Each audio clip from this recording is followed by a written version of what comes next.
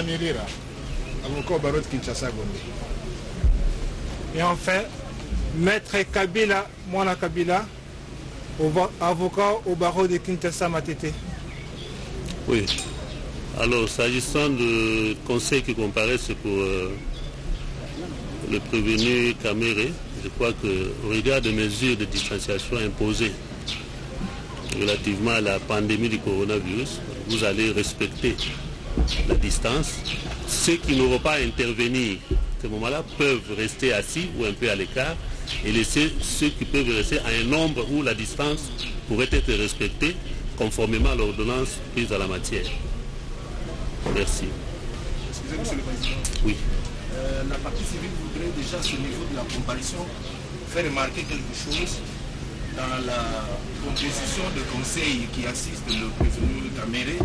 Il y a deux confrères qui ne devraient pas comparaître. Le premier, c'est Maître Raphaël Nyabirungu.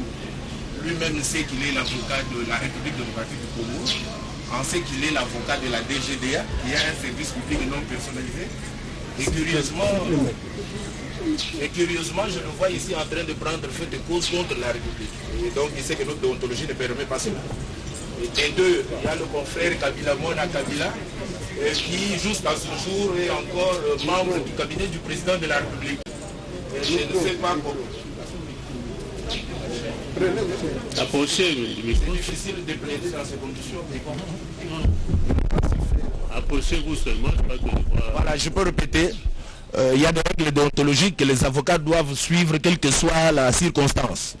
Cette règle, c'est celle que l'avocat ne peut pas à la fois être l'avocat du parti et son contradicteur. Dans le cas d'espèce, le confrère Raphaël Nyabirungu est avocat de la République démocratique du Congo. Nous sommes curieux de le voir tout à fait prendre les armes contre nous, contre la République, alors qu'il est l'avocat de la DGDA sous un contrat d'abonnement, alors que la DGDA est un service public non personnalisé, ce qui est différent des établissements publics et autres. Donc, c'est une direction à l'intérieur du ministère des Finances et de la République démocratique du Congo. Peut-être qu'il n'a pas été attentif à cet interdit légal. Il tirera des conclusions lui-même sur le plan déontologique. Il en est de même du confrère Kabila Wakabila qui est membre du cabinet du président de la République et qui prend quand même la touche pour plaider contre la République. Je crois qu'on doit être attentif à toutes ces petites choses pour un procès fait dans les normes.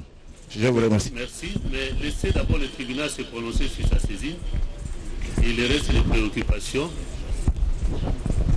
pourront trouver une solution juste après. Donc, à l'audience de ce jour, les trois prévenus cités comparaissent sur citation à prévenu, instrumenté le 29 avril 2020. Pardon? Le troisième, oui, il comparait à personne, vous étiez déjà levé, assisté de... Assisté de ce conseil, Maître Kalombo Betou, William, avocat au barreau de Kinshasa Gombe, conjointement avec Maître Ngongo Kitete Yannick, avocat au barreau de Kinshasa Matete. Oui, Maître. Votre comparution a déjà été actée, oui.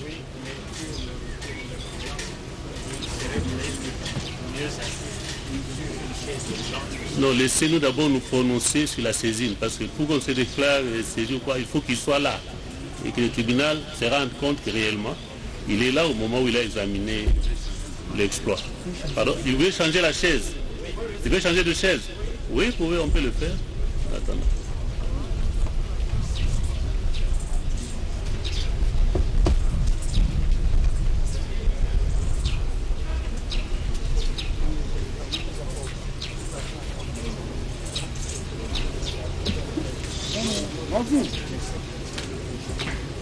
L'audience est suspendue.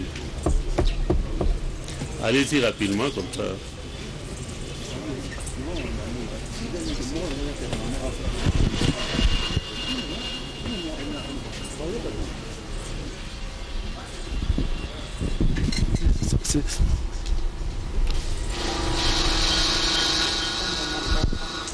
Bah, nous sommes, je vous l'ai dit au début, que nous sommes effectivement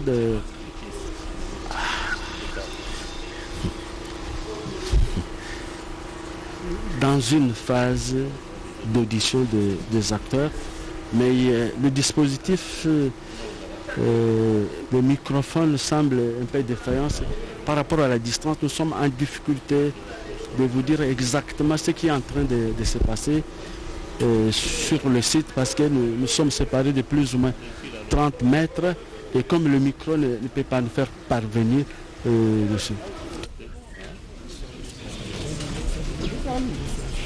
Oui.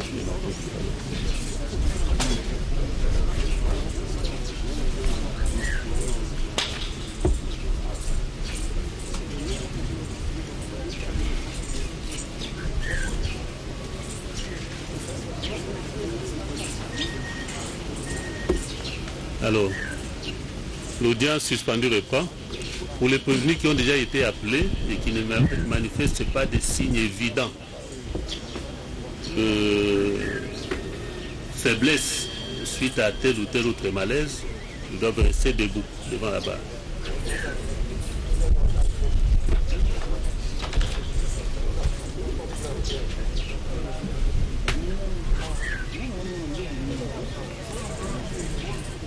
Avancez. Oui, alors.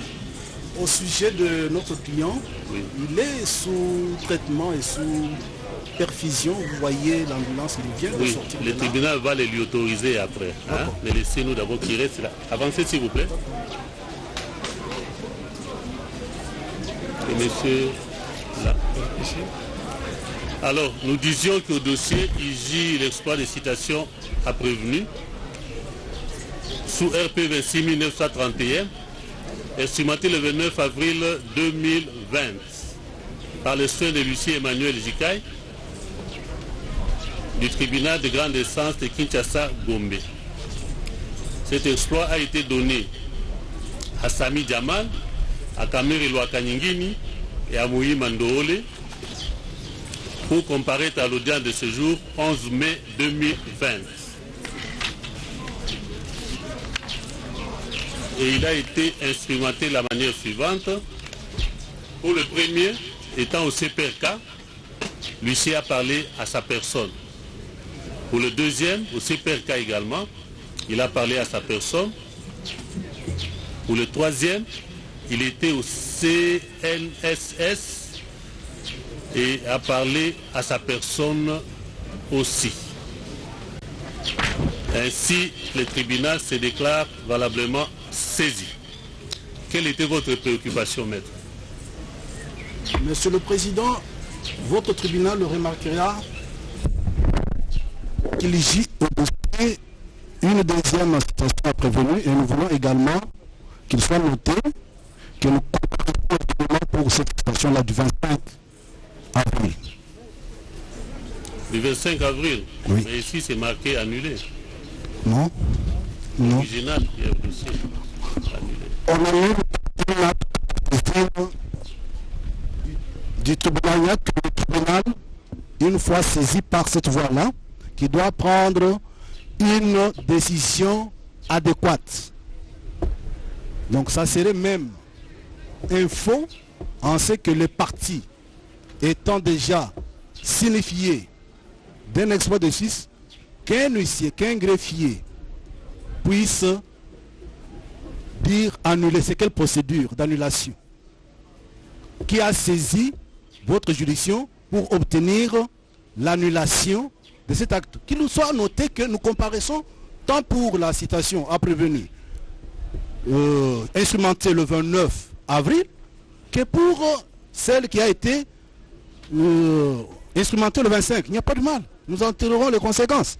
Oui, et les deux exploits n'ont-ils pas le même contenu? C'est pourquoi nous disons, nous comparaissons parce que nous avons été invités par cet exploit-là. Oui, et le tribunal a pris en considération le dernier exploit en date, hein, qui est celui du 29 avril 2020, au regard des raisons qui venaient d'être avancées. Et je crois qu'il n'y a pas un grief particulier. Non, nous disons, par rapport à ça. Votre honneur, oui. Nous sommes notifiés en date du 25 d'une citation à prévenu. Et nous venons comparaître pour cet exploit-là, autant que pour celui qui a été instrumenté le 29. L'indépendance de la justice va avec le respect des règles et droits de la défense. Il n'appartient pas à quiconque de prendre un exploit déjà signifié au parti et d'y apposer la mention annulée. Si cela n'est pas la position de votre tribunal, nous... Maître, un instant, le tribunal vous a répondu, ça va? Si vous avez des griefs à relever contre cet exploit, du moins le tribunal vous a dit qu'il a pris en considération le dernier exploit en date.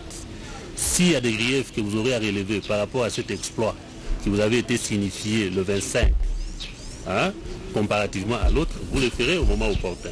Mais pour l'instant, si vous pouvez laisser la procédure évoluer. Votre honneur, Monsieur le Président, Oui. pour que nous puissions retenir le grief dans l'exploit du 25, il va falloir que votre tribunal puisse prendre d'abord en considération cet exploit. Parce qu'on ne peut pas soulever des exceptions ou des griefs en dehors de la saisine. Nous devons exploiter cet exploit lorsque votre tribunal considère l'exploit, Monsieur le Président. J'ai dit. Merci, maître. Mais nous avons déjà répondu à ce sujet. Hein? On ne puisse pas engager trop de débats autour des questions sur lesquelles le tribunal s'est déjà prononcé. Merci. Voilà. Est-ce qu'il y a d'autres préalables? On voudrait répondre, parce que je ne suis pas cité, Oui. à l'objection qui a été soulevée par la République. Oui, mais vous êtes concerné. Laissez les concernés répondre. Non, parce que s'ils répondent, ça serait une sorte de manifester un certain intéressement. Comme ça, moi qui ne suis pas concerné, je puis rétablir... Non, maître, d'accord. vous n'êtes pas leur conseil. D'accord. Ils sont là présents. N'est-ce pas? Les problèmes leur est opposé, la question leur est opposée individuellement. Ils n'ont qu'à prendre les micros pour réserver une défense à ceux qui leur est opposé comme moyen. Qui disent quelque chose, s'ils n'ont rien à dire, bon. Qu'ils disent au moins au tribunal quelle est leur décision en rapport avec la préoccupation de la partie civile.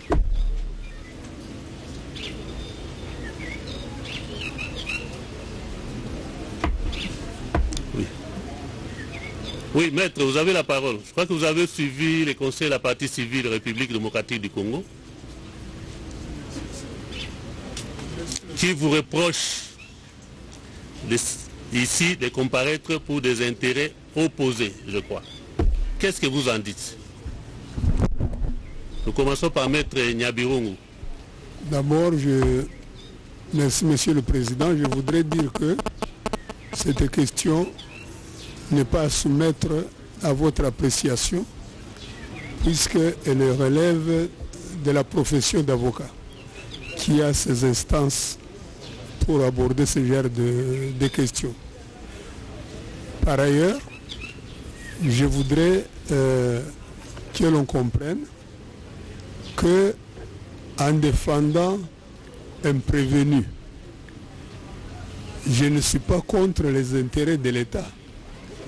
Les intérêts de l'État, c'est que justice soit rendue dans ce pays et chaque accusé soit assisté pour la meilleure défense de ses intérêts. Prendre en considération la démarche de notre confrère, ce serait pratiquement dire qu'une fois qu'on est avocat dans les affaires d'une entreprise, qui ne sont jamais pénales, parce que chez nous, les entreprises ne peuvent pas commettre des infractions pénales, n'engagent pas une responsabilité pénale quelconque. Donc chaque fois qu'on défendrait un prévenu, on serait contre les intérêts de l'État. Ça serait paralyser l'avocat que nous sommes et qui avons droit de défendre toutes les causes que nous croyons justes en âme et en conscience. Notre serment est clair à ce sujet.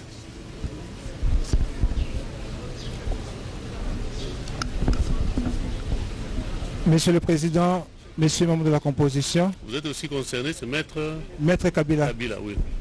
Monsieur le procureur général, je pense que il a fallu que ces allégations graves puisse être accompagné d'une preuve quelconque. Je ne suis pas membre du cabinet du chef de l'État. Je ne l'ai jamais été. Si au moins il a une ordonnance du chef de l'État, mais nommant quelque part, il peut déposer ça devant votre tribunal. Je vous remercie. Merci. Je ne sais pas si monsieur le procureur général peut dire un mot là-dessus avant que le tribunal ne réponde une fois pour toutes. Merci, monsieur le président. La question qui a été soulevée relève de la déontologie de la profession d'avocat.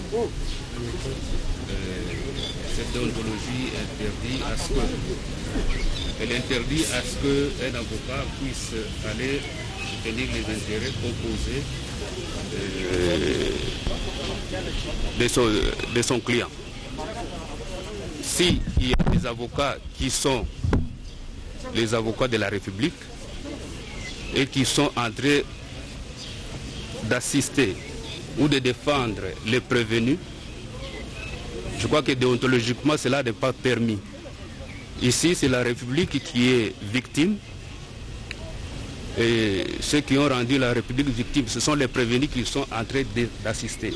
Les assister, c'est comme s'ils sont en train d'aller dans les sens contraires des intérêts de la République qui se trouvent leurs clients. S'il y en a par élégance, je crois, ils peuvent tout simplement se retirer. Je dis, je vous remercie. Le tribunal vous remercie.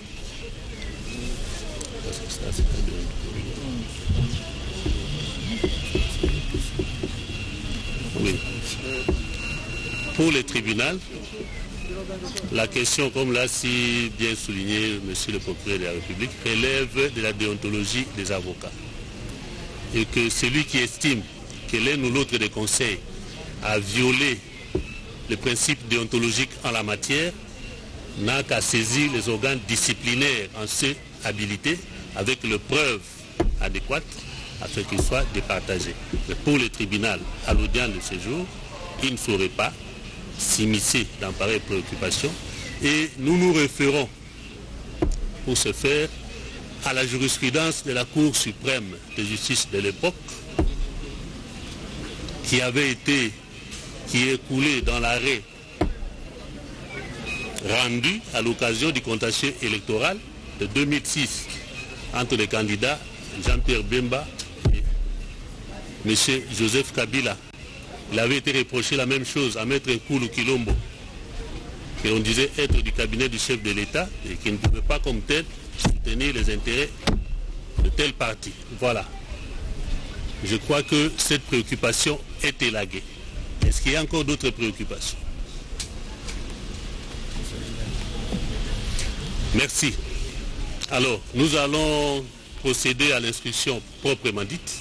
Oui. Si vous voudriez s'asseoir, ok, vous pouvez vous asseoir. Mais avancez un peu la chaise ici parce que de temps en temps, on aura besoin de vous pour répondre à certaines préoccupations. Pardon? Voilà. Ok, que la chaise soit approchée un peu vers ici. Oui. Nous attendons l'identification des prévenus et après nous pouvons poser notre problème. Oui, maître, c'est là que nous arrivons bientôt. Hein? Prenez votre mal en patience. Oui. Monsieur le procureur de la République, vous avez déféré devant le tribunal de Séam les prévenus Sami Jamal, Kamere Lwakanyingini et Mouima Ndoele pour des faits consignés dans votre requête aux fins de fixation des dates d'audience. Ainsi, le tribunal vous passe la parole pour nous présenter les 10 prévenus ainsi que les faits mis à leur charge. Vous avez la parole, monsieur le procureur général.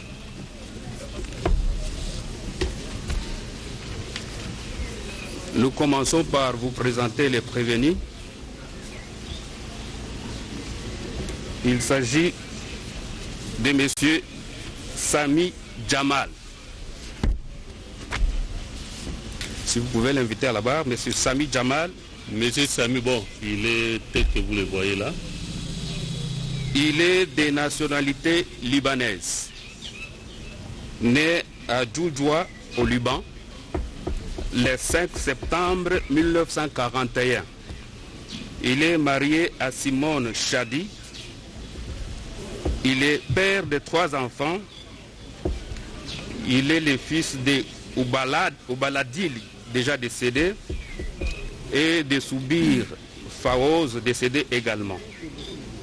Il est commerçant, enregistré au registre, inscrit au RCCM numéro 14B 4948.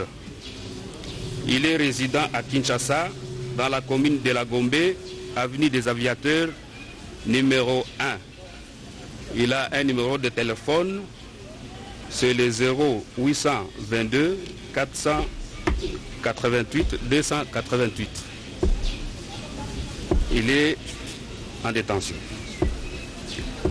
Le deuxième, c'est monsieur le prévenu Kamere Lwakanyingini Vital.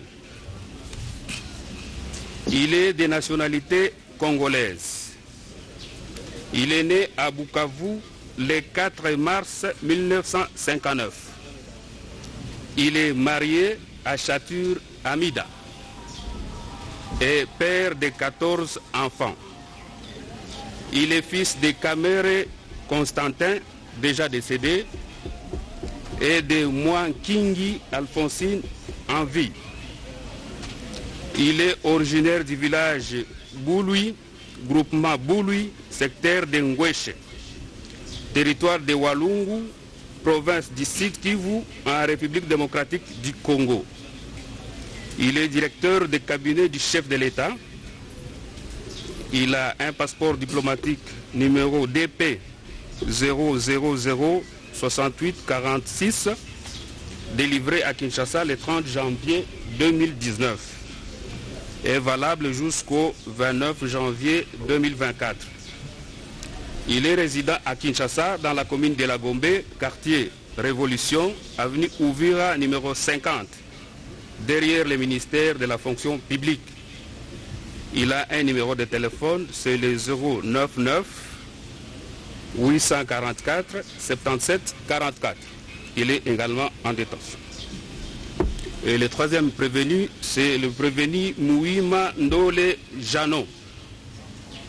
Il est de nationalité congolaise, né à Goma le 15 août 1969. Il est marié à Sifa Mbessa et père de 9 enfants. Il est fils de Mouima, décédé, et de Mbakati, en vie. Il est originaire du village de Mahanga, groupement de Nyamakobo, secteur de Osso, territoire de Massissi, province du Nord Kivu.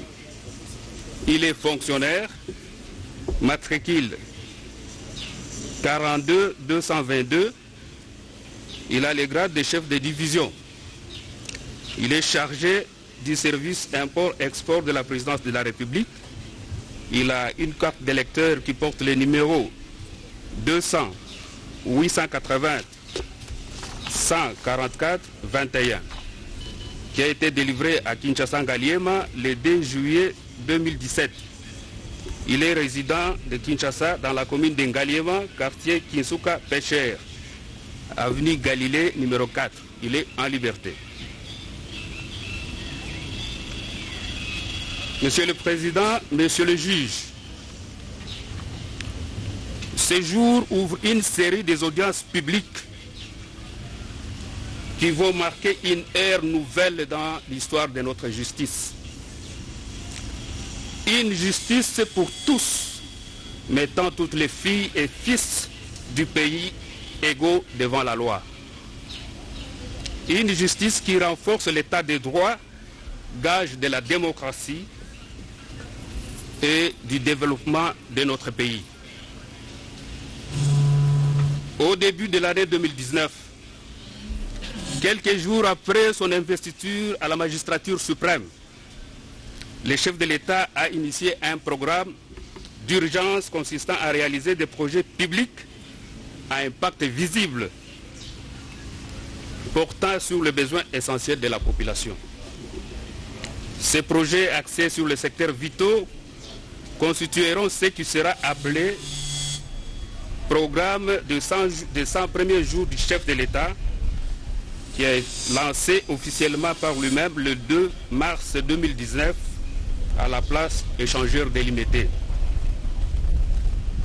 La population quinoise, le peuple congolais qui avait bien salué l'initiative du chef de l'État attendait la réalisation de ces travaux avec empressement et allégresse. Mais malheureusement, il sera constaté à la suite d'une pression populaire que malgré les décaissements d'importantes sommes d'argent par les trésors publics, certains travaux n'avaient pas commencé et que ceux qui avaient réellement commencé traînaient à se terminer.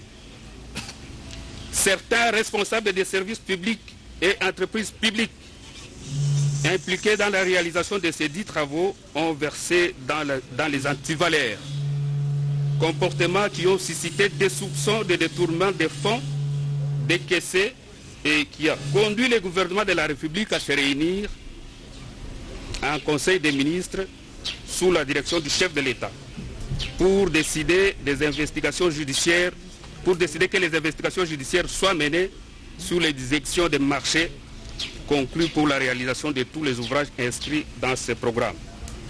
C'est ainsi,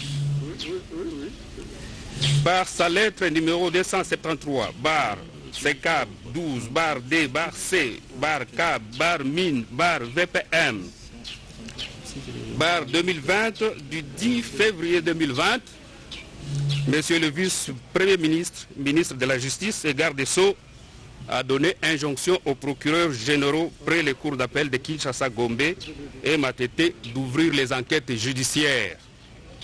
Effectivement, les instructions judiciaires ont été ouvertes dans les 2 offices précités et c'est dans ce cadre que la présente affaire dont nous avons le devoir aujourd'hui de présenter les infracteurs devant votre auguste tribunal a été ouverte, instruite et envoyée en fixation devant votre tribunal. De quoi sont-ils poursuivis? Conformément à la requête qui vous a saisi, le prévenu Sami Jamal et Kamere Lwakandingini sont poursuivis pour les faits suivants. En droit, avoir étant co-auteur, auteur et co-auteur, selon l'un des modes de participation criminelle prévus à l'article 21 du Code pénal livre 1er, étant fonctionnaire ou officier public, toute personne chargée d'un service public ou parastatal, toute personne représentant les intérêts de l'État ou d'une société étatique au sein d'une société privée, parastatale ou d'économie mixte, en qualité d'administrateur, de gérant, de commissaire aux comptes ou à tout autre titre, tout mandataire ou préposé des personnes énumérées ci-dessous, détourner des deniers publics ou privés, des effets entraînant lieu, des pièces, titres, actes, effets mobiliers qui étaient entre ses mains, soit en vertu, soit à raison de sa charge. En l'espèce, les 2 prévenus, ils sont poursuivis pour avoir à Kinshasa, ville de ses noms, capitale de la République démocratique du Congo, sans préjudice des dates plus précises, mais entre les mois de mars 2019 et janvier 2020, période non encore couverte par les délais légaux de prescription de l'action publique, comme co-auteur, par coopération directe, étant respectivement directeur général de la société Samibo SARL et agent public de l'État, à l'occurrence personnel politique de la présidence de la République, détourner la somme globale de 48 831 148 $ américains. 148 qui était remise à la société Samibo SARL pour l'achat et l'érection de 1500 maisons préfabriquées dans le cadre du projet de logements sociaux au profit des 5 provinces de la République démocratique du Congo, en l'occurrence celle de Kinshasa, du Congo central, du Kasaï central, du Kasaï oriental et du Kivu, inscrits au programme de 100 jours initié par le chef de l'État, par le président de la République. Ces faits sont prévus et punis par les articles 21 et 23 du Code pénal livre 1er et 145 du Code pénal livre 2 tel que modifié à ce jour. Les deux prévenus ont également, toujours ensemble, avoir dans les mêmes circonstances des lieux que ci-dessus, sans préjudice des dates certaines, mais entre le mois d'août et septembre 2019, comme co-auteur, par coopération directe, étant respectivement directeur général de la société Ousmal SARL et agent public de l'État, en l'occurrence personnel politique de la présidence de la République, détourner la somme de 2 137 500 $ américains qui était remise à la société Ousmal SARL pour l'achat et l'érection de 3000 maisons préfabriquées pour les policiers et militaires de la ville de Kinshasa dans le cadre du programme de 100 jours initié par la présidence de la République.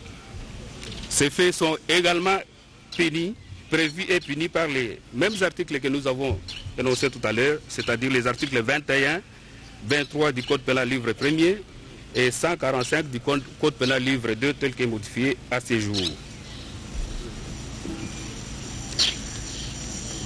Concernant le prévenu Kamere Lokaningini et Mouima Ndole, les deux sont également poursuivis ensemble pour avoir à Kinshasa, ville d'Esseno, capitale de la République démocratique du Congo, le 21 août 2019, comme co-auteur par coopération directe, étant respectivement agent public de l'État, en l'occurrence personnel politique de la présidence de la République et fonctionnaire public, détourner la somme de 1 154 800 $ américains qui était remise à Mouima Ndole Jano pour le dédonnement des conteneurs des maisons préfabriquées. Ces faits sont prévus et punis par les articles 21 et 23 du Code pénal livre 1er et article 145 du Code pénal livre 2. À charge de Mouima seul, il a été retenu également les faits suivants. En droit, avoir frauduleusement transféré vers l'étranger ou en provenance de l'étranger des fonds, titres ou valeurs pour une somme égale ou supérieure à 10 000 $ sans passer par un établissement de crédit ou par son intermédiaire. En l'espèce, il est poursuivi pour avoir, dans les mêmes circonstances, des lieux et des temps que sub A1, frauduleusement transféré au Liban, des fonds notamment plus de 10 millions de $ américains, sans passer par un établissement de crédit ou par son intermédiaire. Ces faits sont prévus et punis par les articles 6 et 38 alinéa 9.2 de la loi numéro 4/016 du 19 juillet 2004 portant lutte contre le blanchiment des capitaux et le financement du terrorisme. Monsieur Jamal, il est également poursuivi pour avoir, dans les mêmes circonstances, des lieux et des temps que sub A1, intentionnellement opéré le transfert de plus de 10 millions de $ américains au Liban dans le but de dissimuler des détournements des deniers publics commis au préjudice du trésor public. Ces faits sont prévus et punis par les articles 1er.1 et 34 de la loi numéro 4/16 du 19 juillet 2004 portant lutte contre le blanchiment des capitaux et financement du terrorisme. Concernant le prévenu Djama toujours, il est également poursuivi pour les faits suivants en droit. Avoir offert ou octroyé directement ou indirectement à un agent public ou toute personne tout bien ayant une valeur pécuniaire ou tout autre avantage tel qu'un don, une valeur, une promesse, un gain pour lui-même ou pour autrui, personne physique ou morale, en vue de l'accomplissement ou de l'omission d'un acte dans l'exercice de ses fonctions ou en vue de gagner des marchés publics en violation de la procédure d'appel d'offres et des seuils fixés par la législation en matière de passation des marchés publics par voie de gré à gré. En l'espèce, il est poursuivi pour avoir, dans les mêmes circonstances des lieux que ci-dessus, le 23 janvier 2019, octroyé indirectement par l'intermédiaire de Mme Sorana Mpiana à M. Kamere Lwakanyingini Vital, directeur de cabinet du chef de l'État, beau-frère de la précitée, une partie de sa concession mesurant 50 mètres sur 100, située sur la baie d'Engaliema, au quartier Basoko, dans la commune d'Engaliema, à Kinshasa, en vue de gagner au nom de la société Samibo SARL et Ousmal SARL le marché public de construction de 1500 et 3000 maisons fabriquées évoquées sur haut, en violation de la procédure d'appel d'offres et des seuils fixés par la législation en matière de passation des marchés par voie de gré à gré. Ces faits sont prévus et punis par les articles 147 bis, point 2 et 3 et 149 alinéa 1er et 2, point 2A du Code pénal livre 2, tel que modifié et complété par la loi numéro 05/006 du 29 mars 2005. Il est également poursuivi pour avoir, dans les mêmes circonstances des lieux que dessus, le 25 avril 2019, acheté indirectement par l'intermédiaire de Mme Soraya Mpiana, au profit de M. Kamere Lwakanyingini Vital, directeur du cabinet du chef de l'État, beau-père de la précitée, une concession mesurant 70 mètres sur 100, située toujours sous la baie d'Engaliema, au quartier Basoko de la commune d'Engaliema à Kinshasa, pour une valeur de 100 000 $ américains, en vue de gagner au nom des sociétés Samibo SARL et Ousmal SARL les marchés publics de construction de 1500 et 3000 maisons préfabriquées évoquées si haut, en violation de la procédure d'appel d'offres et des seuils fixés par la législation en matière de passation des marchés par voie de gré à gré.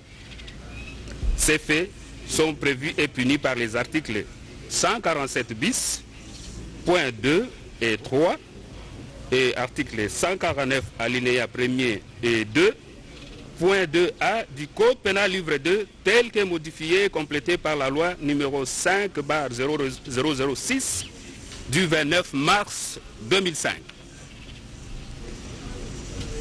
À charge du prévenu Kamere Lwakanyingini Vital, il est également retenu les faits ci-après, en droit. Avoir étant agent public ou toute personne sollicité ou accepté directement ou indirectement des sommes d'argent, tout bien ayant une valeur pécuniaire ou tout autre avantage tel qu'un don, une faveur, une promesse, un gain pour lui-même ou pour autrui, personne physique ou morale, en contrepartie de l'accomplissement ou de l'omission d'un acte dans l'exercice de ses fonctions ou de gagner des marchés publics en violation de la procédure d'appel d'offres et des seuils fixés par la législation en matière de passation des marchés par voie de gré à gré.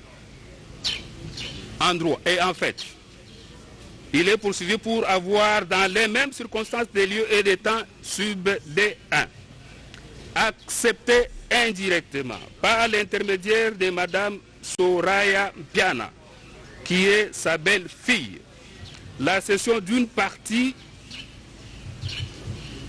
de la concession mesurant 50 mètres sur 100 appartenant à M. Sami Jamal, situé sur la baie d'Engaliema, au quartier Basoko, dans la commune d'Engaliema, à Kinshasa, afin d'abuser de son influence réelle en tant que directeur de cabinet du chef de l'État et superviseur du programme de 100 jours initié par le président de la République, pour faire gagner à ces derniers, sous le nom de sociétés Samibo SARL et Ousmane SARL, les marchés publics de l'achat et de l'érection de 1500 et 3000 maisons préfabriquées évoquées plus haut en violation de la procédure d'appel d'offres et des seuils fixés par la législation en matière de passation des marchés par voie de gré à gré.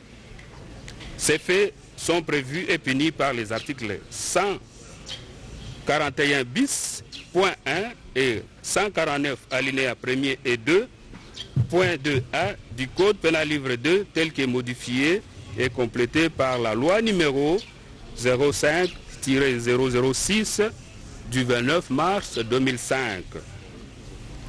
Monsieur Kamere est également poursuivi pour avoir, dans les mêmes circonstances des lieux et des temps que sub DD, accepté indirectement par l'intermédiaire de Madame Soraya Mpiana, qui est sa belle-fille, l'achat à son profit de la concession mesurant 70 mètres sur 100, située sur la baie d'Engaliema, au quartier Basoko, dans la commune d'Engaliema, à Kinshasa, afin d'abuser de son influence réelle en tant que directeur de cabinet du chef de l'État et superviseur du programme de 100 jours initié par le président de la République, pour faire gagner à M. Sami Jamal, sous le nom de ces sociétés Samibo SARL et Ousmane SARL, les marchés publics de l'achat et de l'érection de 1500 et 3000 maisons préfabriquées évoquées plus haut, en violation de la procédure d'appel d'offres et des seuils fixés par la législation en matière de passation des marchés par voie de gré à gré, fait prévu et puni par les articles 147 bis, point 1 et 149 alinéa 1er et 2, point 2A du Code pénal livre 2, tel que modifié et complété par la loi numéro 05-006 du 29 mars 2005. Voilà, Monsieur le Président, Monsieur le Tribunal, les faits pour lesquels les trois prévenus sont devant vous. Je dis et je vous remercie.